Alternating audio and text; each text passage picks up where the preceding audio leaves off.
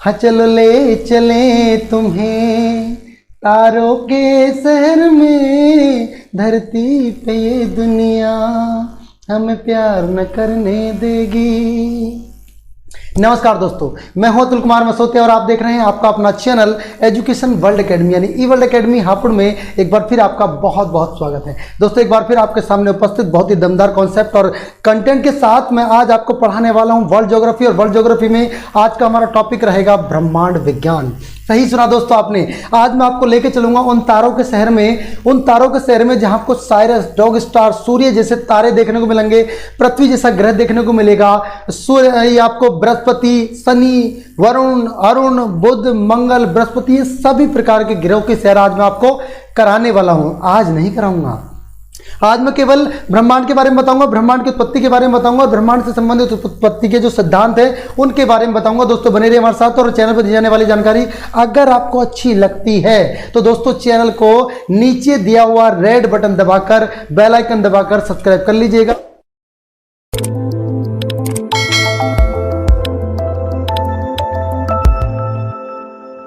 और इसकी जो मैं आप आज पढ़ाऊंगा इसकी पीडीएफ पाने के लिए आपको नंबर दे दी जाएगा, परेशान बिल्कुल मत होना। चले दोस्तों स्टार्ट करते हैं आज के इस सेशन को।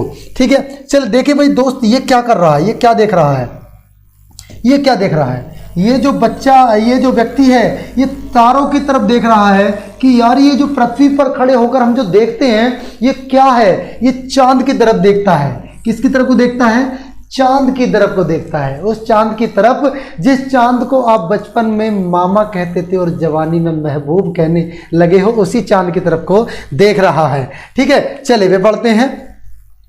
यानी टॉपिक हमारा है ये आपका ब्रह्मांड विज्ञान। कौन सा टॉपिक दोस्तों? ब्रह्मांड विज्ञान। और इस ब्रह्मांड विज्ञान को हम किस स्तर तक कवर करने वाले हैं, यानी कहां तक के क्वेश्चन इसमें मैं कवर कराऊंगा आपको। चाहे आप आईएएस और पीसीएस दे लेना, एसएससी, रेलवे, पुलिस एटसेट्रा सभी एग्जाम इसमें दे लेना, सभी प्रकार के एग्जाम बिल्कुल कवर होंगे। परेशान होने वाली बात बिल्कुल नहीं है, क्योंकि वो सभी प्रकार की थ्योरी में इसमें करवाने वाला हूं। यानी कॉस्मोलॉजी यानी ब्रह्मांड विज्ञान में आपके सामने डिस्कस करूंगा दोस्तों।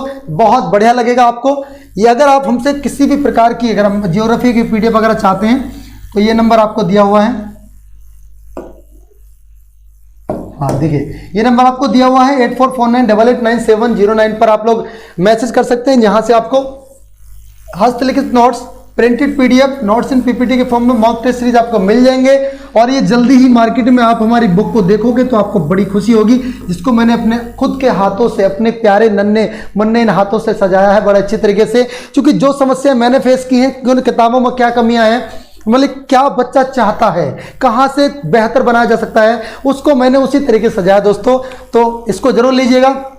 आइए बात करते हैं ब्रह्मांड के बारे में। किसके बारे में बात करते हैं हम? ब्रह्मांड के बारे में बात करते हैं। ठीक है, क्या है ब्रह्मांड? सबसे पहले हमारे सामने प्रश्न ये है, ब्रह्मांड संपूर्ण समय, ब्रह्मांड की अगर परिभाषा को मैंने लिख रखा, देख लीजिएगा कि ब्रह्मांड संपूर्ण समय, अंतरिक्ष, उसकी अंतर वस्तु को कहते हैं। दोबारा सुनिएगा, ब्रह्मांड संपूर्ण समय, अंतरिक्ष और अंतरिक्ष के अंदर उसकी जो अंतर वस्तु होती है उन सभी को क्या कहते हैं? ब्रह्मांड कहते हैं। दूसरा, ब्रह्मांड में सभी ग्रह, तारे, गैलेक्सियां, खगोलीय पिंड और गैलेक्सियों के बीच के अंतरिक्ष की अंतर्वस्तु यानी अपरिमाणविक कण होते हैं। अर्थात ऐसे कण होते हैं जिनका हम परिमाण नहीं निकाल सकते, वो इतने बड़े होते हैं। ठीक है, और सारा पदार्थ और सारी ऊर्जा क्या कहलाती है? आपकी ब्रह्मांड कहलाती है। तो आई होप कि आप लोगों को ब्रह्मांड से संबंधित जानकारी समझ में आ गई होगी। ये सब कुछ जो दिख रहा है मेरे पीछे, सब ब्रह्मांड का एक, सब कुछ ब्रह्मांड है, सब महामाया है। ब्रह्मांड के संबंध में जो सिद्धांत दिए गए हैं दोस्तों, वो 3 सिद्धांत दिए गए हैं। मतलब ब्रह्मांड की खोज के संबंध में, ब्रह्मांड के संबंध में जो बातें कही हैं वो सबसे पहले टॉलमी ने कही है, दूसरा व्यक्ति कोपरनिकस है। ठीक है, तीसरा व्यक्ति आपका एडविन पी हबल है जो 1925 में कहता था। अब सबसे पहले जो देता है वो टॉलमी देता है 140 ईस्वी में और दूसरा देता है 1543 ईस्वी में।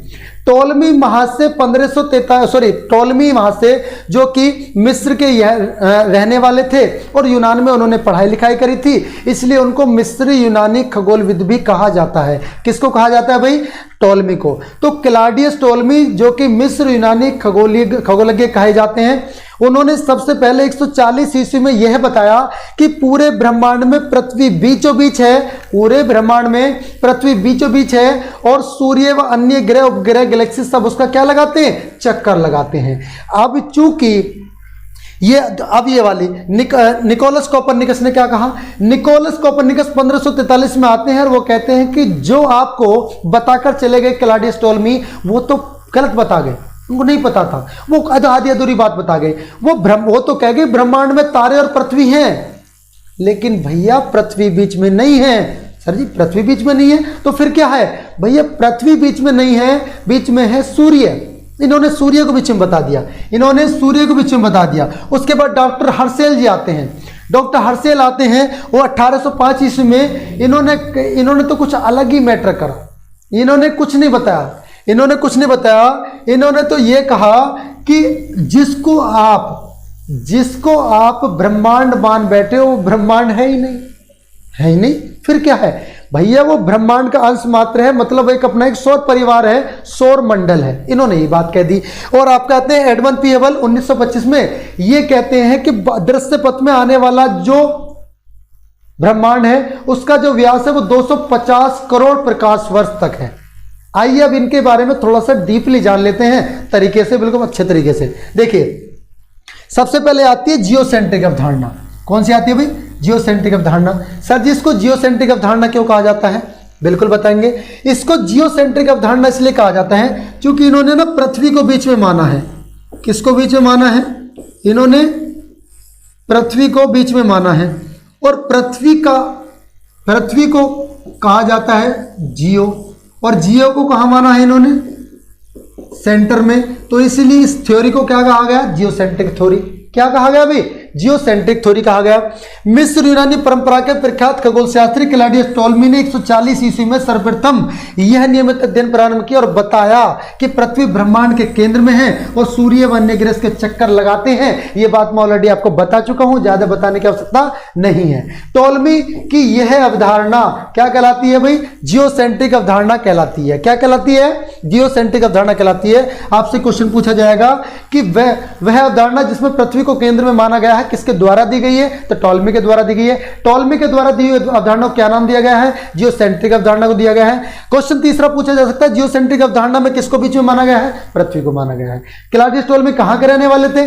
ये मिस्र के रहने वाले थे। कहां पढ़ाई की थी? यूनान में पढ़ाई की थी। कब थ्योरी दी? 140 ईस्वी में दी। सारे क्वेश्चन आप लोग ऐसे आंसर कर दोगे, टेंशन लेने वाली बात बिल्कुल भी नहीं है। बढ़ते हैं आगे। देखिए इन्होंने पृथ्वी को बीच में माना है और पृथ्वी को बीच में माना, बाकी सारे उसके इर्द गिर्द चक्कर लगाते हैं और यही बात मैंने आपको समझाने का प्रयास किया है। बढ़ते हैं आगे। दूसरी आती है आपकी हेलियोसेंट्रिक अवधारणा। तो 1543 में, जिसके बारे में मैं ऑलरेडी डिस्कस कर चुका हूं, 1543 ईस्वी में कोपरनिकस ने यह बताया कि पृथ्वी नहीं वरन सूर्य ब्रह्मांड के केंद्र में है। कौन है ब्रह्मांड के केंद्र में? सूर्य है। और पृथ्वी व अन्य ग्रह सूर्य के चक्कर लगाते हैं। यानी इन्होंने अलग ही परिभाषा दे दी 1543 में आकर, और इन्होंने कहा कि पृथ्वी गतिमान है। पृथ्वी जो है वो स्थिर नहीं है, गतिमान है। जबकि जो जियोसेंट्रिक अवधारणा देने वाले थे कौन? टोलमी। उन्होंने पृथ्वी को स्थिर माना था। ठीक है, बड़े आगे भाई। चलिए बढ़ते हैं आगे। आई होप कि आप लोगों को अच्छा लग रहा होगा। दोस्तों अच्छा लग रहा तो लाइक कर दो ना। आए हाय, कर दिया अभी लाइक, बहुत बढ़िया। लाइक जरूर कर दो। देखो इसमें बीच में सूर्य को रखा गया है और इसमें पृथ्वी को रखा गया था। चलिए बढ़ते हैं आगे। ये भी दूसरा है, देख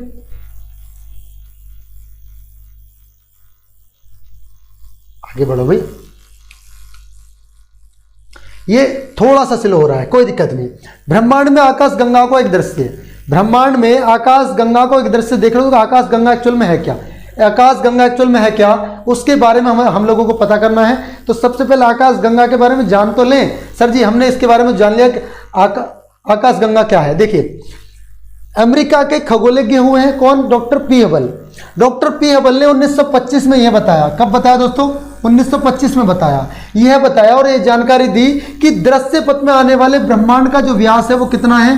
250 करोड़ प्रकाश वर्ष है, जिसका मैं ऑलरेडी आपको बता चुका हूं क्लास के स्टार्टिंग में। इसके अंदर हमारी आकाश गंगा की भांति लाखों आकाश गंगाएं हैं, जिसके अंदर हमारी आकाश गंगा की भांति लाखों आकाश गंगाएं हैं। अब यार एक क्वेश्चन और बन गया, ये आकाश गंगा क्या है? बिल्कुल बताएंगे यार, परेशान मत हो, आकाश गंगा का पता चलेगा।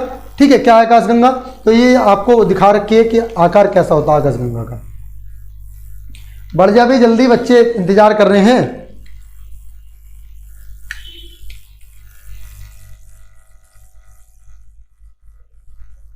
चलिए बढ़, देखिए अब ब्रह्मांड की उत्पत्ति के संबंध में, ब्रह्मांड की उत्पत्ति के संबंध में हम बात करेंगे सबसे पहले कि ब्रह्मांड की उत्पत्ति के संबंध में जो अवधारणाएं दी गई हैं वो किस किस रूप में दी गई हैं और कौन वो व्यक्ति हैं जो इन अवधारणा को देने वाले हैं। कौन वो व्यक्ति हैं जो इस अवधारणा को क्या कर रहे हैं दोस्तों? दे रहे हैं। देखिए सबसे पहला दृष्टिकोण आता है, भारत में दो चीजों को लेकर हमेशा से मतभेद रहा है, एक तो वैज्ञानिकों के बीच में और धर्म लोगों के बीच में। धर्म कुछ कहता है, विज्ञान कुछ कहता है। तो वैज्ञानिक दृष्टिकोण को भी हम लोग साथ साथ देखते चलेंगे और आपका धार्मिक दृष्टिकोण को भी। धार्मिक दृष्टिकोण में हम देखेंगे वेदों ने इसको क्या कहा, माँ वेदों ने तेरी जो महिमा कही है, सही है सही है सही है सही। आइए देखेंगे सही है नहीं है। ठीक है, दूसरा बिग बैंग थ्योरी को देखेंगे, जॉन लेमेंट्री की साम्यावस्था सिद्धांत को देखेंगे और दोलन सिद्धांत को। इन सभी चीजों को हम लोग देखेंगे बारी बारी से, बने रहिए हमारे साथ। तो सबसे पहले आता है आपका big bang theory. Big bang theory को किसने दिया? बिग बैंग थ्योरी को जॉर्ज लेमेंट्री ने दिया और साम्य अवस्था सिद्धांत को जो दिया वो स्टेट थ्योरी जिसको कहा जाता है Thomas Gold and Hermann Bondi द्वारा, यानी दो व्यक्ति के द्वारा इसको सम्मिलित रूप से इस सिद्धांत को दिया गया। इन सिद्धांत के बारे में बारी बारी से पढ़ेंगे। दोलन सिद्धांत जिसको किसने दिया था दोस्तों? एलन संडेज द्वारा दिया गया। एलन संडेज द्वारा इसको दिया गया है। पढ़े आगे, चलिए भी बढ़िएगा। थोड़ा सा आज थोड़ी पीपीटी दिक्कत कर रही है, मतलब स्लो चल रही है।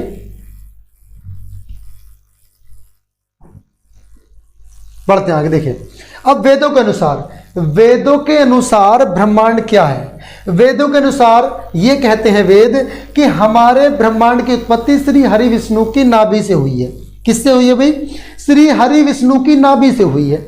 हरि विष्णु की नाभि से कमल निकला, कमल से ब्रह्मा निकले, ब्रह्मा ने ब्रह्मांड बनाया, ऐसा कुछ बताते हैं, पढ़ लेते हैं।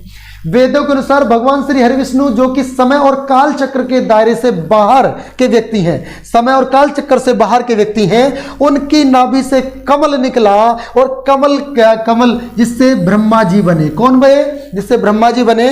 विष्णु नाभि वह सिंगुलरिटी है जिससे ब्रह्मांड बना है और अंत में उसी में ही मिल जाएगा। अर्थात कहा कि ब्रह्मा ने ब्रह्मांड को बनाया है और अंत में उसी में मिल जाएगा। ये तो कहते हैं आपके वेद पुराण। क्या कहते हैं? वेद पुराण। आइए उपनिषद क्या कहते हैं भाई? उपनिषद क्या कहते हैं?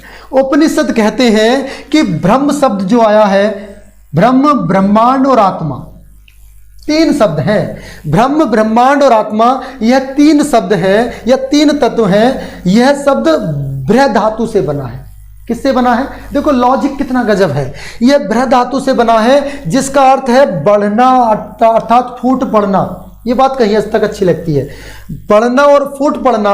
ब्रह्म वह है जिसमें से संपूर्ण सृष्टि और आत्माओं की उत्पत्ति हुई, अर्थात बढ़कर और फूट फूट कर सभी पृथ्वी और अन्य ग्रह की उत्पत्ति हुई, यानी जिसमें से फूट पड़े हैं और विश्व की उत्पत्ति, स्थिति और विनाश का कारण भी ब्रह्म ही होगा। ये कहता है उपनिषद। कौन कहता है भाई? उपनिषद कहता है। समझ बात आ रही है? आगे बढ़ते हैं, कौन और क्या कहता है। अतः उपनिषद कहता है कि जिस तरह मकड़ी अपना जाला स्वयं बनाती है, उपनिषद ये कहता है कि जिस तरह मकड़ी अपना जाला स्वयं बनाती है, उसी प्रकार से ब्रह्मा ने भी ब्रह्मांड को खुद बनाया है। ठीक है, ब्रह्मांड ने, उसी प्रकार ब्रह्म भी स्वयं में से स्वयं ही विश्व का निर्माण हुआ है। ब्रह्म स्वयं प्रकाश है और उसी से ब्रह्मांड प्रकाशित होता है। बात समझ में आ गई? चलिए आगे देखें, बिग बैंग सिद्धांत क्या कहता है, वैज्ञानिक क्या कहते हैं। वेदों और पुराणों की बातों को तो छोड़ो, ये धार्मिक बातें हैं, इनको वैज्ञानिक की किताबी भाषा में, यानी उस भाषा में जिसमें एग्जाम में पूछा जाता है, कम लिया जाता है। भाई बिग बैंग सिद्धांत क्या कहता है? बिग बैंग थ्योरी कहती है कि ब्रह्मांड की उत्पत्ति के संबंध में जो ये सिद्धांत है, पहली बात तो है कि सर्वाधिक मान्य सिद्धांत, इसको बहुत ज्यादा मान्यता मिली हुई है। दूसरा, इसका प्रतिपादन किसने किया? बेल्जियम के रहने वाले थे, खगोलज्ञ, वो पादरी भी थे, उन्होंने दिया था इसको 1960 और 70 के दशक में। 1960 और 70 के दशक में दिया था, यानी जब भारत से युद्ध की तैयारी कर रहा था। पाकिस्तान 1971 के युद्ध की तैयारी कर रहा था और 1965 में युद्ध लड़ चुका था। उसके बाद ये 1960 और 70 के दशक में भैया जॉर्ज लेमेंटर ने सिद्धांत दिया, जिसमें बताया उनके अनुसार लगभग 15 अरब वर्ष पूर्व, कितने वर्ष पूर्व भैया, 15 वर्ष अरब पूर्व एक विशालकाय अग्निपिंड था। अब से 15 अरब वर्ष पूर्व एक विशालकाय अग्निपिंड था और जिनका निर्माण भारी पदार्थों से हुआ था, भारी पदार्थों से हुआ था। इसमें अचानक विस्फोट हुआ और ब्रह्मांड विस्फोट या बिग बैंग से पदार्थों का बिखराव हुआ, जिससे सामान्य पदार्थ निर्मित हुए। या ये कहते हैं कि अग्निपिंड था, वो फटने के कारण बिखराव हुआ और बिखरते हुए पिंड जो थे वो आपस में क्या बन गए, ग्रह बन गए। ये बताने काम करते हैं। अलगाव के कारण काले पदार्थ बने, जिनसे संवहन से बने ब्रह्मांडीय पिंडों का सर्जन हुआ, यानी ब्रह्मांडीय पिंडों का निर्माण हुआ। इनके चारों ओर सामान्य पदार्थों का जमाव होता चला गया, मतलब उनमें और सारी चीज मिलती हुई चली गई, जिससे उनके आकार में वृद्धि हो गई। इस प्रकार आकाश गंगा का निर्माण हुआ। भाई किस प्रकार आकाश गंगा का निर्माण हुआ? जिस प्रकार जैसे उनके पदार्थ जमते गए, वो बड़े होते गए, आकार में वृद्धि होती गई, और इस प्रकार किसका निर्माण हो गया? आकाश गंगा का निर्माण हो गया। ठीक, इनमें पुनः विस्फोट से निकले पदार्थ समूह से बने असंख्य पिंड तारे कहलाए। मतलब ब्रह्मांड जब पहली बार टूटा तो आकाश गंगाएं बनी, जो दूसरी बार टूटा तो तारे बने, जब तीसरी बार टूटा तो ग्रह बने, और उसके बाद टूटा तो फिर उपग्रह बने। ये बात बताता है आपकी बिग बैंग थ्योरी। ठीक है, बात समझ में आ रही है? इस प्रक्रिया के कालांतर में ग्रह भी निर्मित हुए और इसी प्रकार बिग बैंग परिघटना से ब्रह्मांड की उत्पत्ति हुई। क्लियर है भाई? इसमें लॉजिक में समझ में आता है। अब ये बात कितनी सच्ची है, कितना सच है, कितना झूठ है, इसको पता लगाने के लिए मानव जो है ना बड़ा जिज्ञासु है। मानव बड़ा जिज्ञासु है, इसने बहुत कर्मकांड किए हैं। देखिए 30 मार्च 2010 को सर नाम की एक संस्था है, जिसकी फुल फॉर्म है European centre for nuclear research. ठीक है, सर ने जेनेवा में क्या किया भाई? जेनेवा में पृथ्वी की सतह से 100 फीट नीचे, पृथ्वी की सतह से 100 फीट नीचे 27 किलोमीटर लंबी एक सुरंग खोद डाली। एक 27 किलोमीटर लंबी वाली सुरंग खोद डाली और सुरंग में लार्ज हैडन कोलाइडर यानी LHC नामक एक ऐतिहासिक महाप्रयोग सफलतापूर्वक कर डाला। बताइए 100 फीट नीचे, जमीन से 100 फीट नीचे इन्होंने 27 किलोमीटर लंबी सुरंग में LHC यानी लार्ज हैडन कोलाइडर नामक का एक ऐतिहासिक प्रयोग कर डाला। इसमें प्रोटॉन बीमों की लगभग प्रकाश की गति से टकरा गया। जो प्रोटॉन होते हैं, प्रोटॉन बीमों को लगभग प्रकाश की गति से टकराकर यह पता करा गया कि टकराने से क्या होगा, टकरा गया तथा हिग्स बोसन का निर्माण किया गया। अब ये प्रश्न आपके सामने आ गया, हिग्स बोसन सर जी क्या है? बड़े आगे देखिए, ऐसे टकरा गया। ये जो आपको दिख रहा है, ये तो कितना बढ़िया सीन है। अरे बढ़िया नहीं, भयानक है भाई मेरे, बहुत ज्यादा भयानक है। देखिएगा कैसे प्रोटॉन बीमों को आपस में टकराया जाता है और उसके कारण किस तरीके से विस्फोट होता है, किस तरीके से निर्माण होता है ग्रह उपग्रह का। ठीक है, आगे बढ़ते हैं। इस महाप्रयोग के माध्यम से ब्रह्मांड के जन्म के उन अनसुलझी अवधारणाओं की परख की जाएगी, जिससे अब तक डार्क मैटर, डार्क एनर्जी, एको डायमेंशन, हिग्स बोसन और गॉड पार्टिकल नाम के जो पदार्थ जिनको इतने नामों से पुकारा जाता है, उनका निर्माण हुआ। लगभग 50 वर्षों के प्रयास के बाद अंततः सन 4 जुलाई 2012, ये वो समय आता है 4 जुलाई 2012 अखबारों की सुर्खियों में, अखबारों में हेडिंग छपी, 2012 में दुनिया समाप्त हो जाएगी। 2012 में दुनिया समाप्त हो जाएगी। टीवी खोलकर लोग बैठे रहे, ये सोचते रहे जो करना है अभी कर लो, जो करना है अभी कर लो, जितना खाना है खा लो, जितने बच्चा पैदा करने कर लो, जितना मौज लेना ले लो, अब आगे कुछ नहीं हो पाएगा। मतलब 4 जुलाई 2012 को दुनिया खत्म हो जाएगी, ऐसी एक अफवाह फैली। इसी के कारण और हिग्स बोसन से मिलता जुलता एक और एटॉमिक पार्टिकल को खोज लिया इसी महीने। ठीक है, बड़े आगे बढ़ते हैं। हाँ, अब आता है भैया कौन सा सिद्धांत? साम्यावस्था का सिद्धांत। ओहो भाई, इतनी जल्दी नहीं भाई, इतनी जल्दी नहीं करना, पीछे चलो थोड़ा सा पीछे। साम्यावस्था का सिद्धांत क्या कहता है, यानी स्टेडी स्टेट थ्योरी क्या कहती है? 20वीं सदी के प्रतिभाशाली ब्रह्मांड विज्ञानी हुए हैं कौन? फ्रॉड हॉयल ने ब्रिटिश गणितज्ञ हरमन बोडी को साथ लिया कि बाबूजी आप भी साथ आ जाओ। आप साथ लिया, और अमेरिका के वैज्ञानिक थॉमस बोल्ट को भी साथ ले लिया। ये त्रिमूर्ति तीनों एक साथ जुड़े, हरमन बोल्डी, थॉमस बोल्ट और आपका फ्रेड हॉयल, और तीनों ने संयुक्त रूप से एक ब्रह्मांड की उत्पत्ति का सिद्धांत प्रस्तुत किया। तीनों ने एक ब्रह्मांड की उत्पत्ति का सिद्धांत प्रस्तुत किया। और दोस्तों एक बात और बताएं, इस सिद्धांत को क्या कहा जाता है? स्थायी अवस्था का सिद्धांत। और ये सिद्धांत जब दिया गया, इस सिद्धांत को किस वजह से दिया गया, इसके पीछे का रीजनिंग क्या लगाई, तर्क क्या लगाया, उस बात को देखें। उस पीछे की रीजनिंग क्या काम करी इन्होंने, इनके पीछे की रीजनिंग क्या काम करी। हाल बॉडी और गोल्ड ने भूत प्रेतों से संबंधित एक फिल्म देखी। हाँ, क्या मजे की बात है, इन्होंने एक भूत प्रेतों से संबंधित एक मूवी देखी और फिल्म से उत्प्रेरित होकर अंत स्थायी अवस्था यानी स्थायी अवस्था सिद्धांत को प्रतिपादित कर डाला। इस सिद्धांत के अनुसार न तो ब्रह्मांड का कोई आदि है और ना इसका अंत है, अर्थात ना तो इसकी शुरुआत है और ना इसका कोई अंत है। कोई पता ना लगा सका है, और जो लगा रहा है वो झूठ बोल रहा है। ऐसा इन तीन लोगों ने बता डाला है दुनिया को। ठीक है। ओहो, पीछे चले थोड़ा सा। आप सुनिए, अब आगे इसमें क्या क्या बात बताएंगे, कौन कौन सी बातें इनके बारे में हम जानकारी अर्जित करनी है, देख लीजिएगा। हाँ, ये तो हम समझा चुके। हॉयल बॉडी और गोल्ड ने भूत प्रेतों से संबंधित एक फिल्म में उत्प्रेरित होकर, ये मैंने सारी बात बता दी। और ये समय अनुसार अपरिवर्तित रहता है, अर्थात इसका कोई भी क्या है, इसका कोई अंत नहीं है और इसका कोई आदि नहीं है। आइए जानकारी। भौतिकी नियम जो होते हैं वो सार्वभौमिक होते हैं।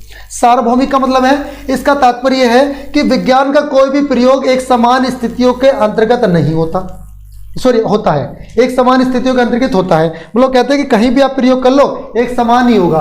स्थितियों के अंतर्गत संपन्न किया जाए तो वह संपूर्ण ब्रह्मांड में कहीं भी कर लिया जाए एक समान ही होगा। हालांकि इनकी काफी आलोचना हुई थी कि जगह जगह ऐसा नहीं हो सकता कि सब जगह प्रयोग करें और एक जैसा ही हो, ऐसा तो बिल्कुल नहीं होगा। दो, पर्याप्त रूप से विराट ब्रह्मांड समांगी है, समांगी है, इन्होंने ये कहा। तीसरी बात, ब्रह्मांड में कोई भी वरीय दिशा नहीं है, ये बात हम स्वीकार करते हैं, बात सही है। ब्रह्मांड की कोई दिशा नहीं है, अर्थात ये समदेशिक है। कैसी है, कैसा है, समदेशिक है। ब्रह्मांड सभी कालों में तत्वत एक समान रहता है। ब्रह्मांड सभी कालों में कैसा रहता है, तत्वत एक समान रहता है। बढ़ते आगे, दोलन सिद्धांत को मैं जब बताऊंगा जब आपको मतलब फिजिकल के बारे में बताऊंगा। ठीक है, किसके बारे में बताऊंगा दोस्तों, फिजिकल के बारे में बताऊंगा। थोड़ा सा आ गया।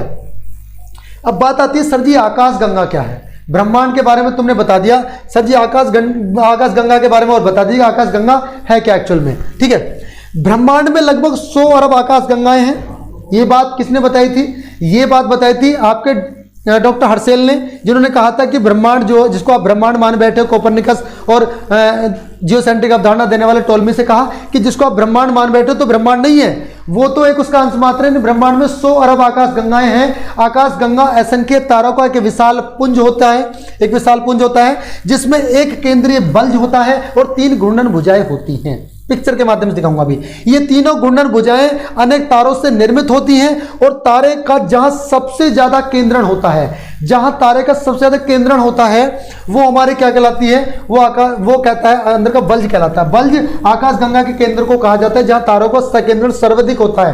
प्रत्येक आकाश गंगा में लगभग 100 अरब तारे हैं।